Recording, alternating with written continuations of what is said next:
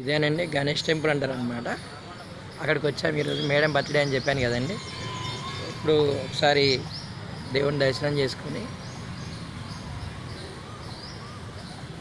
కదండి కొంచెం ఏదైనా పేదలకి దానం చేసి ఇక మళ్ళీ ఆఫీస్కి వెళ్ళిపోతానండి. కాలేజీకి వెళ్ళాలి, ఈరోజు ఎగ్జామ్ ఉందన్నమాట. సో మేడం అయితే బర్త్డే అని చెప్పి టెంపుల్కి తీసుకొచ్చాను ఈరోజు. ఇది గణేష్ టెంపుల్ అండి, వనస్థలిపురంలో ఉంటుంది అన్నమాట. కొంచెం బాగా ఫేమస్ టెంపుల్. చాలా బస్సెస్ అనేవి ఇక్కడ ఆగుతుంటాయండి. గణేష్ టెంపుల్ బస్ స్టాప్ అంటారు అనమాట. ఇప్పుడు మనం టెంపుల్లోకి ఎంటర్ అవుతున్నాం. దాసనం ఈ ఆలయం ఎంట్రన్స్లో ఒక హనుమాన్ విగ్రహం అనేది ఉంటుందండి. ఇక టెంపుల్లోకి వచ్చాము. ఇక నేను చూపిస్తాను. ఇదేనండి గణేష్ టెంపుల్ అనమాట, వనస్థలిపురంలో.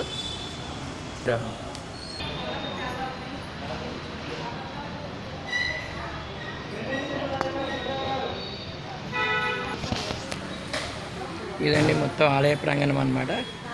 మేడం దర్శనం చేసుకుంటున్నారు, నేనేమో బ్లాక్ చేస్తున్నాను. నేను కూడా దర్శనం చేసుకొని వచ్చాను. ఇప్పుడే మేడం నేను దర్శనం చేసుకొని వచ్చామండి. ప్రసాదం ఇచ్చారన్నమాట, చక్కటి ప్రసాదం. నేను కూడా తీసుకుంటాను.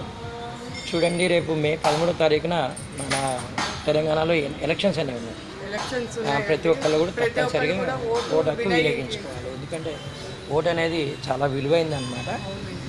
అందరికీ కూడా ఆ దేవుని యొక్క అనుగ్రహం ఉండాలని చెప్పి మనస్ఫూర్తిగా కోరుకుంటూ Venkat signing off from Vanasthalipuram అన్న స్వర్ణ మేడమ్స్ బర్త్డే అప్పుడు చెప్పాను కదండి. ఈరోజు ఏం చేశానంటే మేడం టెంపుల్ తీసుకొని వచ్చాను.